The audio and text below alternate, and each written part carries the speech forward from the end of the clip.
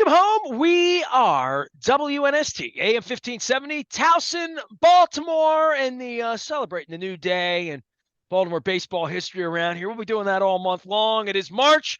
It is a gambling month, awareness month to let everybody know what's going on. So I'm giving that a shout out at 1-800-GAMBLER. If you know someone has a problem, this is a good time to be addressing that. Our friends at the Maryland Lottery are giving me these. For those who don't have that problem, I want to have a little bit of fun. 10 times the cash. We are going to be doing, and I'm wearing my Fadley shirt. We're going to be doing some Fadley's Fridays live. Hey, Nasty, when you going back live on the radio? We're going to do some Fridays from 2 until 5. I had a good time doing a couple Super Bowl. I had a really good time sitting for 8 hours. My back hurt, and I couldn't pee when I wanted to, and the breaks were short. But I felt loved, so that was the important part. So I'm going to do live radio again from 2 until 5, beginning in baseball season on Fridays. Our friends at Window Nation, 866-90Nation, as well as Jiffy Lube Multicare and Liberty Pure Solutions are going to be making that happen. This guy here was one of the original OGs.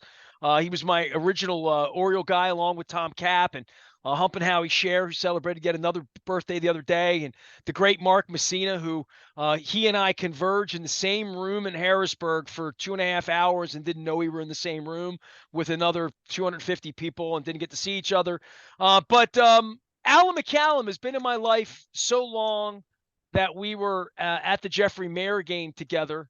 Did you cover the Cal Ripken 21-31 game for us, or am I nuts in saying that? We missed each other. We were talking at that point, and I went down a couple of weeks before, but not the actual day. That was the beginning. So the beginning of our relationship really is when Cal Ripken was doing 21-31. Was that month that we got to know each other? We're coming up on 30 years, old man.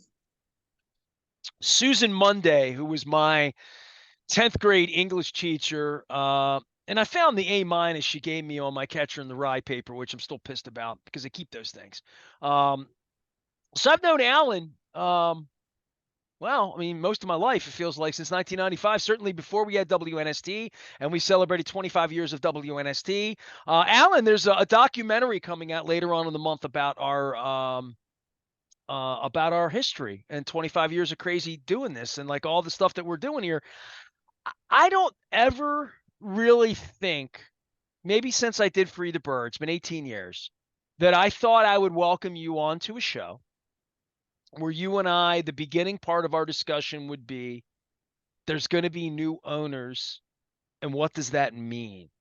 Dude, the night it happened, I was going out to a yoga class. The Ravens had just lost. I had done a day and a half of civic angst and grieving and purple therapy, as we call it around here.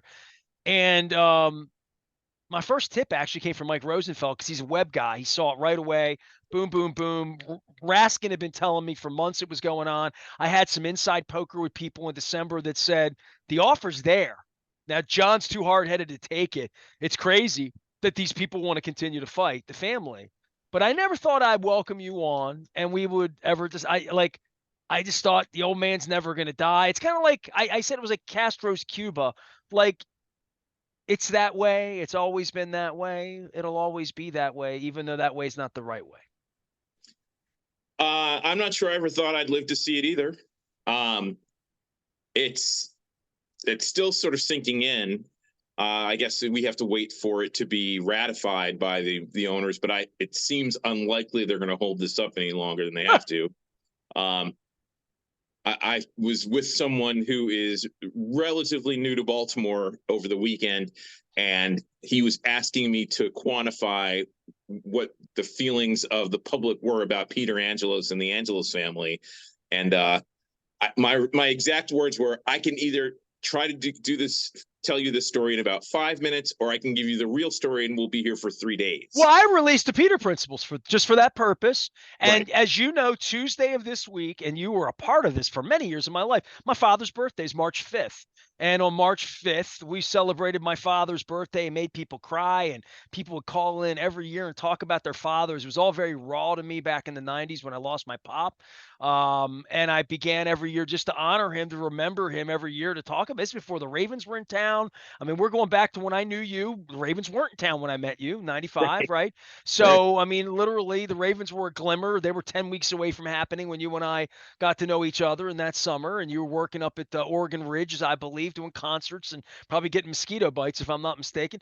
Um, I would just say, like, this whole period of time, it's surreal to think anybody could have made it any worse. Like, just from a civic standpoint, like, just everything. They played a baseball game in the middle of a, military endeavor in the city. Just, they screwed up the celebration of the Super Bowl that was won by forcing the football team to go get their ass kicked in Denver. Like, it just, in addition to they didn't pay me money they owed me and then sent the bird to assault me. Like, I mean, you can't make this up. But I wrote the book thinking, all right, I want people to never forget, right? So I released that last month, and then I thought my book on my father, as you knew me, as you met me in 1995, this would be an interesting. Tell people how much I loved baseball when you met me. Oh, I remember our first conversation being about George Brett and Paul Splitorf, and just the impact and the old Orioles and the impact that they had on you. And you talked about wanting to do if whoever went down had to know baseball, had to love baseball, had to love the Orioles, and because that's who you were, and you wanted to convey that. And It's the reason this whole thing's here. sure.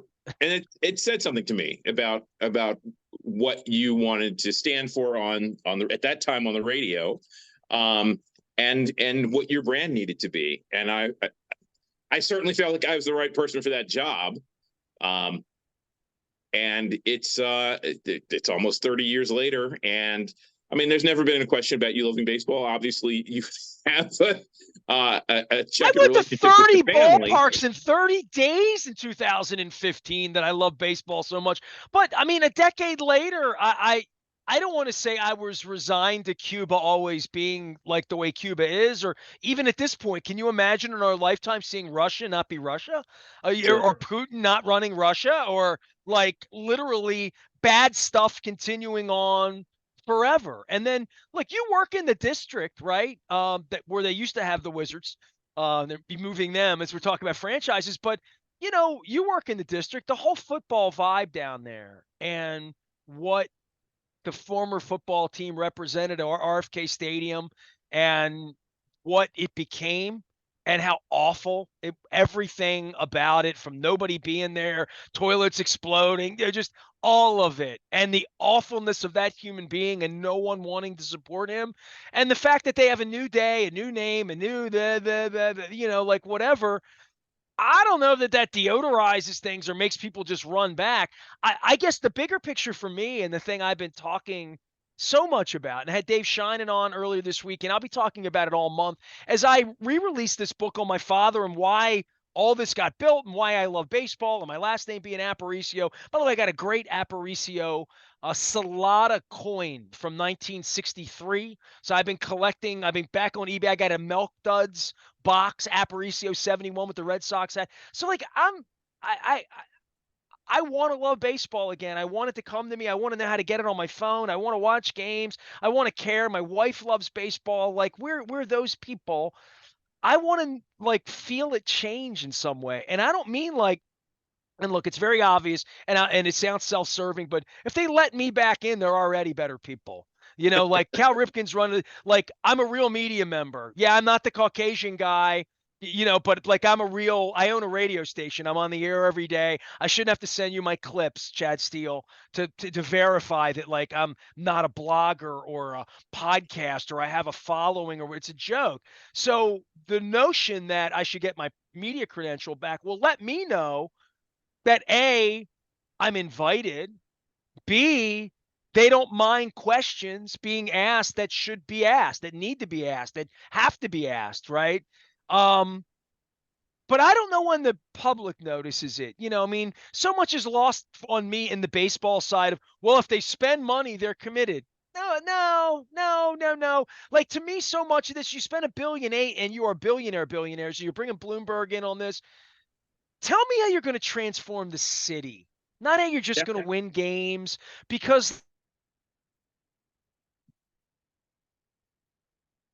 it's like, as I said, they won games last. They played. They charged. The hot dogs are going to be better. Fine. What's the big plan here? Because they can't just be winning, and the stadium's 30 years old. Now they have a $500 million to put back into the stadium. Like, what's the plan? Because Fredo never had a plan, dude. You know? Well, so you're talking about a couple things that converge, certainly, but some of them, certainly the team and how the direction the team goes will be squarely under their control. The city, they can certainly impact and influence, but it's not entirely up to them. So the first thing I'll say is, I mean, you mentioned I work in the district. I've been in, while I will not tell you that I know David Rubenstein, I've been in the circles with him on occasion because of his commitment to the Kennedy Center for so long. And what I know about him is that everything he does, or at least everything he did at the Kennedy Center, he did with commitment and passion. And those are, I can't imagine any two better things to come to a civic responsibility like the Baltimore Orioles with. Hey, if you're going to pay that much money for something, I would assume that you're going to want to do it right. Now, we know, you know as well as I do, the only way to be a good owner in sports is to hire good people, spend a lot of money, get the hell out of the way. They've already got good people. I mean, Mike Elias and his crew are the best management the Orioles had, at least certainly in my adult lifetime. And I would be disappointed if that changed at any time. We're talking about a first place team, and once we get done with all of this transition conversation, we're going to talk about them having 7 outfielders. It might be major league outfielder, right? like literally they have they have a roster depth problem, maybe some pitching, but we'll talk about that. But like, they also have a lot of empty seats and a lot of empty souls and a lot of people like me that have been broken by them, you know, by what they've done to the community, what they did to the value of my home, what they did to the Ravens, what they've done to fan bases, what they've done to their own people, what they did to Kevin Brown last summer. My last movement was I got to drink from the other water fountain in Arlington, to go down there as a media member, and I got treated completely differently than anybody else. That's who those people were. So I literally, if there's a media credential with my name on it on opening day and I walk in there, I'll know something massive changed just because I'm there allowed to ask questions again and do my job that I've done since I was 15 years old. But like, I'm wondering when the fans feel it, see it, know it.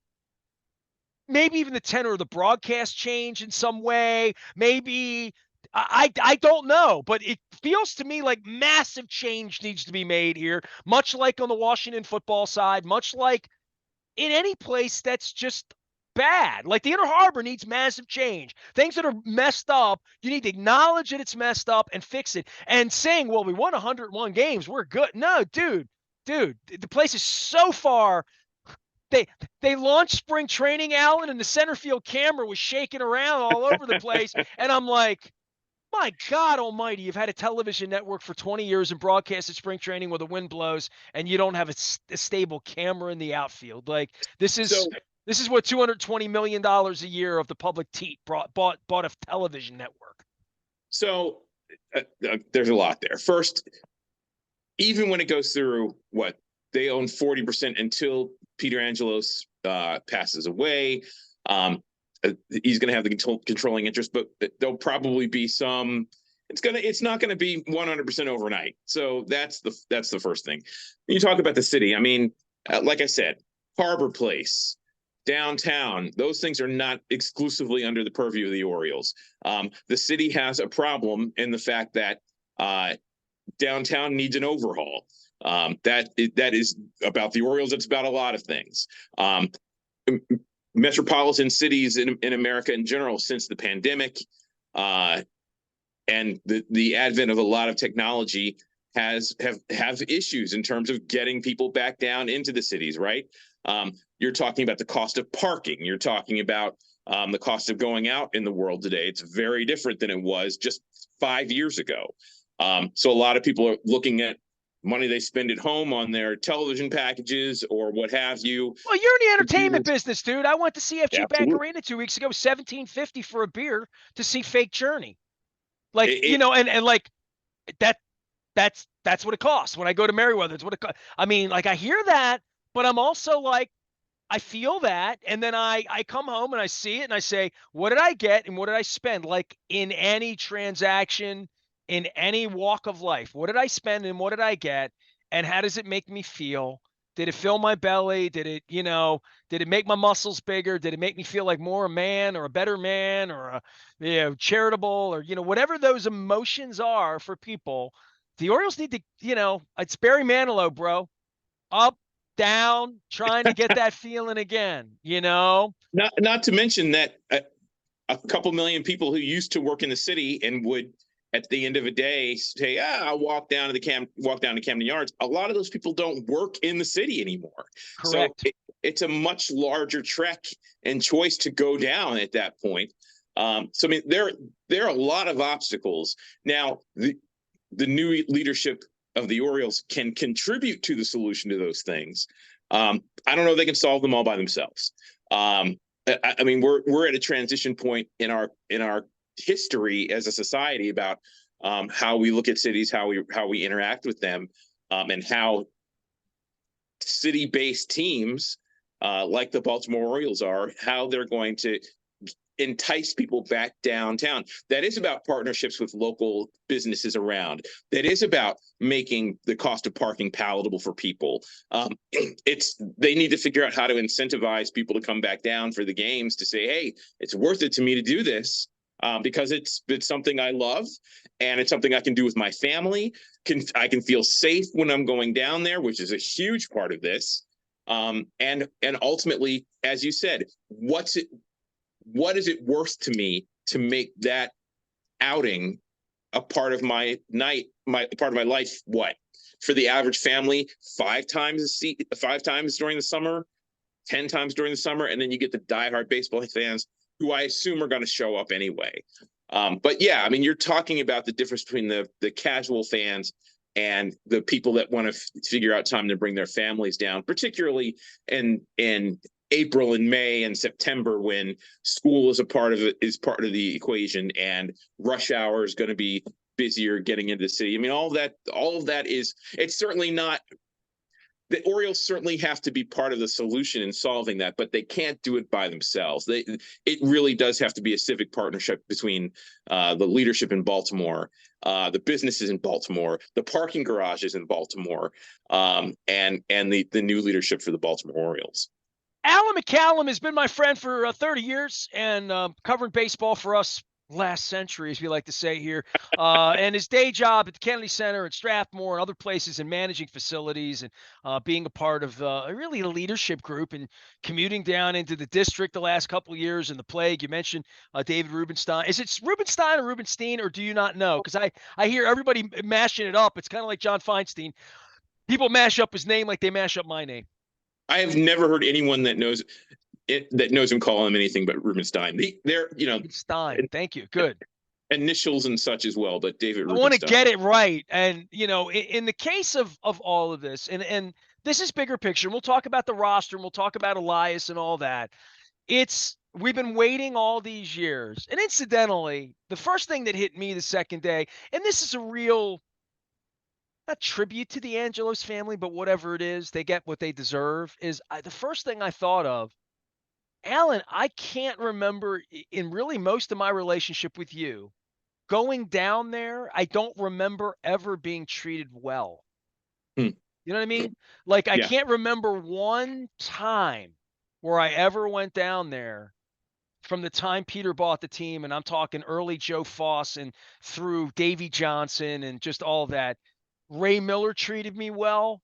Johnny Oates didn't treat me well and then apologized for it and then treated me very well hmm. once he understood me a little bit.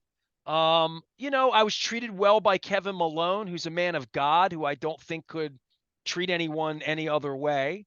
Sure. But I was mistreated by lots of people, not Alan Mills, not there were players, obviously, relationships we have with players. Later, guys like Brady Anderson would go on to mistreat me later on behalf of Peter because that was part of the jam. Part of the jam. It's that way with Bisciotti now. I mean, there are people that took everybody had to take Chad Steele's side to keep their job, right? Even though they all know he's wrong. There's no way Baker Koppelman doesn't know he's wrong, and Roy Summerhoff and Eric DeCosta's written me and told me he's wrong. John Harbaugh. So, like, I get all that. But the baseball side of this and me going down there, I was told to be mistreated by everyone, including Buck Showalter's wife wrote about it last year. I have it in writing on the internet that they told her I was a bad guy to stay away from me. So I literally don't remember any part of this where I went down there other than an occasional nice human like Fred Manfra being nice to me or Dave Johnson maybe seeing me and being nice to me. I haven't had a press pass in 18 years for a minute. I haven't been anywhere near. Every time they put the cameras in, I'm like, oh, that wall used to be green. When did they paint that wall? How did they get the birds on the wall? I know all the spaces. I know all the alcoves, but I haven't been there in 18 years. 18 years. So I literally don't remember the last time I walked in there and felt like that's my team. They're happy to see me. Greg Bader has always stunk eye me from the time he was a ball runner, whatever he the base runners with the bird and like all that stuff with when they wore the jerseys in this 90s and were eating food up in, I'm talking 30 years ago, man. Like, so my first thought to my wife is like, I might go down there and somebody might be nice to me. Like that would just be unlike any experience that I've had in this century for sure, 24 years for sure. And I thought, man, won't that be nice? Like, I mean, that's just me out loud. Like, won't that be nice if that happens? But I also think that there's the bigger picture of what are they going to do to fix it for everybody, and what's the big idea? What do you do with $500 million that's not the baseball game? The Ravens have made their statement, right? They're going to build gold-plated bathrooms, and they're going to have concerts. Sure they will. And everybody will come. Sure they will. And they're going to have comedy acts. Sure they will. And they'll be able to charge a premium to premiums behind the hot dogs and the beer. I mean, they had a press conference, Alan, and that I was banned from, that my Caucasian employee could attend if he wished to, but he has no interest in asking people in suits about the beer prices. They said, well, we all know that the beer is always a little colder inside the perimeter, and the hot dogs always taste a little better when you get them inside. And I'm thinking to myself, the public just gave you $600 million, and that's what you got from me. Okay. I mean, that's all they have to give, right? When they don't even have people like me there to even a PSL owner for 25 years, poor sucker's license, guy on the radio who helped them sell 3 sections of PSL. Like, it's mind numbing to me at 55, but there's also this point. Chad Steele might be here forever. They all have jobs for life in Owings Mills in the same way that when you were Greg Bader, or name any of the names of the Oriole people that hung around, Stockstill hung around forever with jobs, Masson, like all of it, nothing ever changed because there was a fealty to it that I'm interested to see how David Rubenstein and Cal Ripken and whoever's in charge. I don't know that Cal's really going to be in charge. I have no feeling that Cal's going to go to work every day and be a 60-hour-a-day guy the It way. seems unlikely. Yeah, it feels like he's like going to be a figurehead. Like, and they need a grown up there to run the franchise, to be a face for every business that's been shined by this family. I have my own personal story. I'm an Aparicio. I mean, my whole life and livelihood was put to this, but so many of the people just left. People just moved their business, said, we're not going to have our business associated to this. We're going to buy the football team. We're going to put our sponsorship money, whatever they're going to do. They need to have that back, because if they're going to have Rutschman and Gunnar, I hear that we're going to invest all this money. Great. You can't do that when 18,000 people are showing up at the ballpark and they all want in for $5, and all of them are like me that don't want to spend $18 on a beer. No matter what, I'm just not going to do that. It sickens me to think about spending $20 on a beer. Well, so you know as well as I do that when there's turnover at the top in corporations, institutions, what have you, it's hard to change everybody overnight.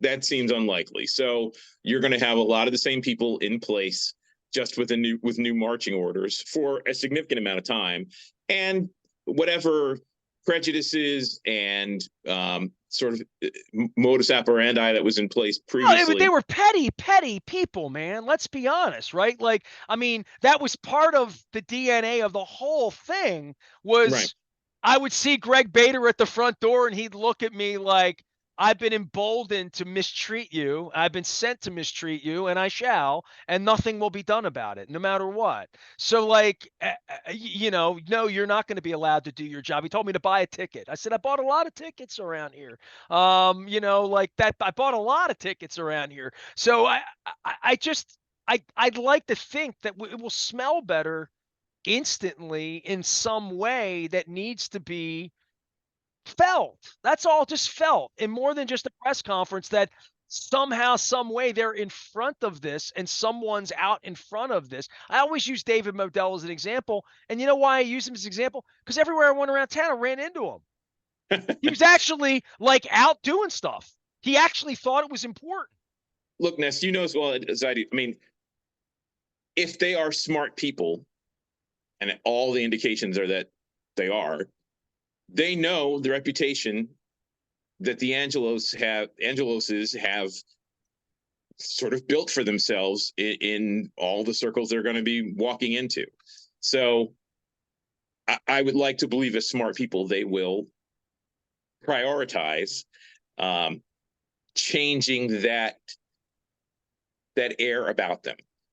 Again, probably what doesn't happen overnight, because the Angeloses have owned the Orioles for a long time, and they have left a significant footprint in a lot of places. But it's going to take some time. But if they're smart people, and knowing what they're walking into, I would like to believe that they have a plan and will prioritize that. But as is the case with all these situations, the only thing you can say is we'll see, and we'll be watching.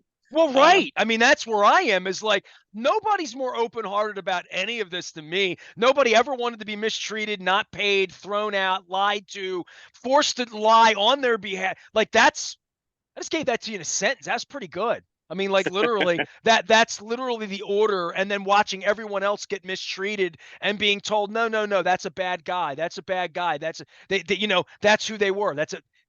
Very reminiscent of a guy running for president here this year, who should be in prison or under a prison. Alan McCallum is here. He should be knighted for his great work with rock and roll and his band, and his great work here at WNST over years of covering baseball. Let's get onto the field, man. I mean, because it is, I, I think there's nothing more important than who owns the team, and there can be no change more important than that. But also that it has to happen fast, because the team's here, and you're going to get an opportunity to get people back at $12 tickets, no fees, special 29th of February, we're selling tickets. But the things that have happened right away that lead me to believe that this sale could happen soon. Corbin Burns, right? Right.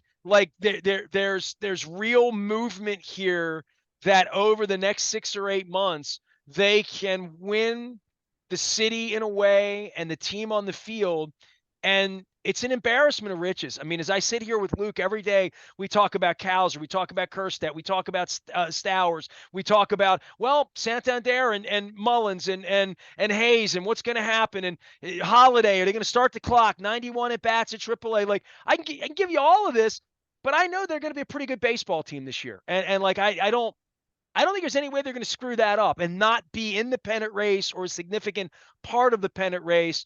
And all you have to just put on Major League Baseball Network, and they talk a lot about the Orioles, man. The Orioles are something everybody wants to talk about. And once you deodorize this and get John Angelos out of here and all the nonsense that's been going on, this thing could really turn around and be awesome, really awesome.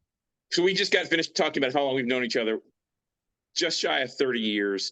And in that time, I think about year after year after year, either in the winter or in spring training or right at the start of the season, where we talked about what the Orioles were, what they can be. And there have certainly been years where, you're pulling your hair, I'm pulling my hair out to say something positive about the team, or or years where you looked at it in the Showalter years and he says, hey, they have a chance to be good. They have a chance to do something. But I know there has never been a moment when I looked at you and said, all indications show that this team should be the class of the American League. Maybe not the best team in baseball. The Braves look like that on paper anyway. The Dodgers are certainly set up to be a powerhouse for a long time. But this Baltimore Orioles team should be the class in the American League. And the Corbin Burnes trade sort of cemented that. Now, the Bradish injury sort of puts a little note on that. And I mean, it's hard to expect John Means to be healthy because that's as good as he is. That's just sort of been part of the story of his time here. But you're done counting on him. You're done with that. I wouldn't go as far as to say I don't expect he's not going to pitch this year, but to expect that you're going to get 30 starts out of him with 18 or 19 of them quality, we'll have to see. But when Means is healthy, he's certainly a quality pitcher, certainly a guy that can win some games for the Baltimore Orioles. We'll see what he's able to do. Well, the Bradish thing was certainly less than, it puts a little crinkle in the whole thing. And to think that he's going to be normal is, I know there are other cases. Luke brings them up. Tanaka being other guys that have had this problem, Nola, but Yeah. Last year when Batista went down, I saw a lot on the internet, a lot of people saying, oh, maybe he'll rest for a couple weeks and he'll be back. And I was like, you won't see him until 25. If they're smart, you won't see him until 25 and he'll get the surgery. I know nothing about Bradish's medicals or what his condition is, but anytime you hear those words, the first thing you should be thinking about, certainly as the individual and certainly as the team that holds his services for years to come, what do we need to do to get long-term quality out of his career? And my first thought is always, if someone's telling you should have surgery, you should have it. Because if you try to rehab it and it falls apart, you've probably hurt yourself even more, and you've set yourself back another 2-3 months where you could have just gone ahead and had the surgery. Now, I don't know that anyone has said surgery to Kyle Bradish yet. I don't know that. But I just know that the majority of these situations, that's usually the way they go. So we'll see. I would much rather have Kyle Bradish ready for the bulk of 25 and 26 and 27 than to see him risk going out and not being ready, and then we won't see him until 26. He's got tremendous talent, and he's a tremendous talent on a tremendous team. But the Orioles can win this year without Kyle Bradish. And if the doctors are telling him that he should sit it out, then they should probably go that way. We'll see. I don't know. We'll see.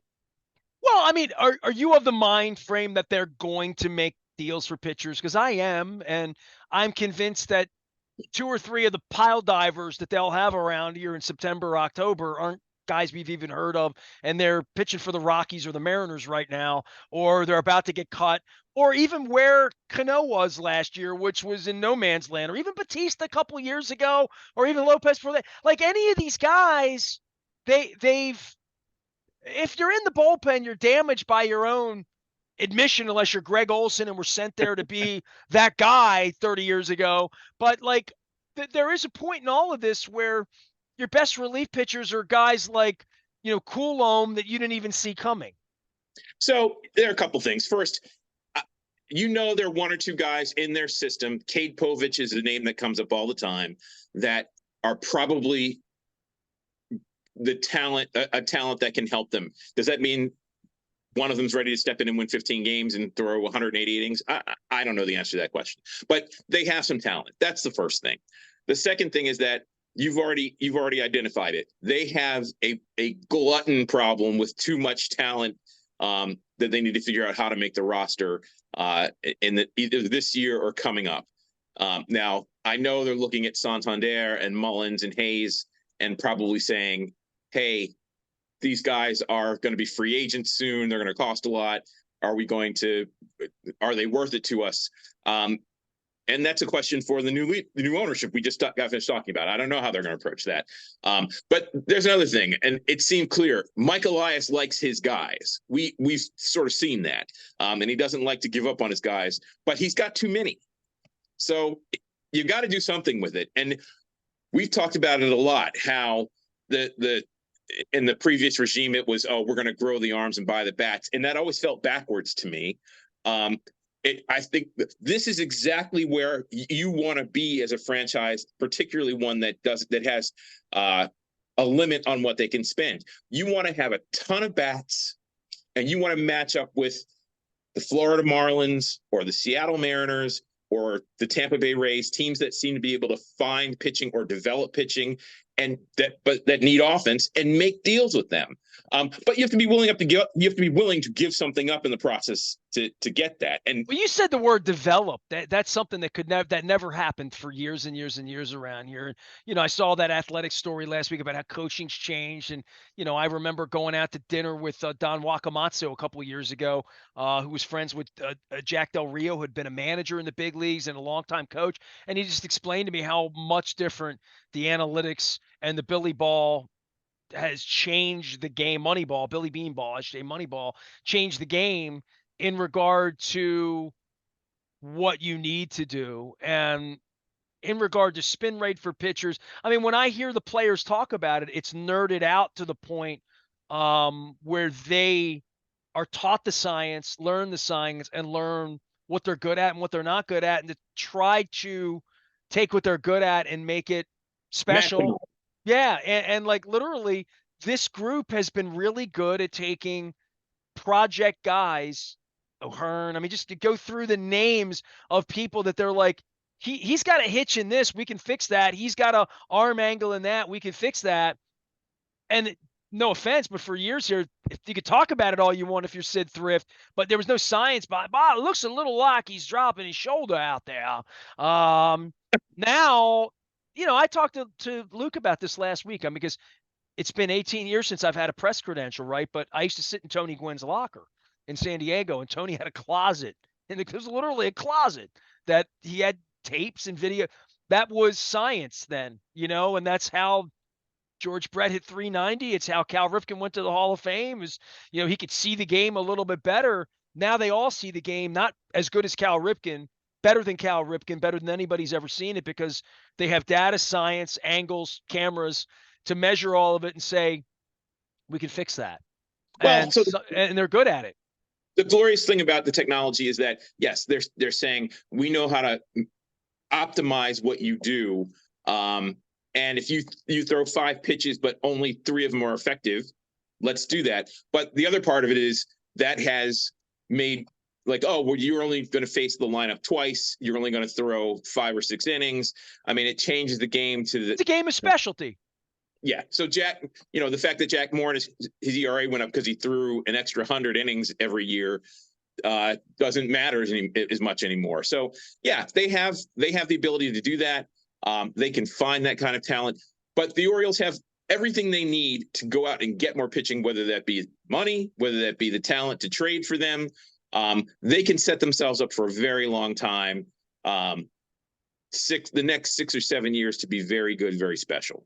Dude, I love you. I miss you. We got to go to a ball game. I bought a bottle of nice expensive wine, a nice $50 bottle of The Prisoner. I got this over at Drug City. Most expensive bottle of wine I bought. I bought it. I've kept it. I look at it every night. It sits right next to where I eat with like arm's distance. When this thing becomes official, we're going to release The Prisoner. And some people celebrate with champagne. I'm Curio. I'm cannabis sponsored. Celebrate however you need to celebrate. I'm going to have a really good red blend in a special goblet, and I'm going to celebrate I'm going to do it online, like the minute it happens, because I've waited my whole life for this change. And, I do hope they let me in. I hope they're nice to me. I hope they're competent. I hope they're good people. I hope that for the next 20 years, I get all the feelings back that I've always wanted to have about baseball that were, defecated out of me by who these people were and how indefensible and indiscriminate their awfulness could be. There's a very good chance that we're entering a really beautiful renaissance for the Baltimore Orioles And on the that would field. mean a beautiful renaissance for the city. It really Yeah, would. Because if yeah, 3 million people start coming back downtown and feel good about it, good things will happen. agreed. Yeah. Alan, appreciate you. Alan McCallum, our longtime baseball insider. Find him playing music, thinking about music at the Orioles game. Find him at the Kennedy Center. And yeah, at some point we'll get together and we'll do something fun together. I swear. We What, we used to be friends, Alan. when you when you pour the wine, call me on Zoom. We'll do it. We'll do something. Pour the wine We'll do it together. like the fire. All right, first place, baby. Alan McCallum, I'm Nestor. We're Baltimore Positive. Stay with us.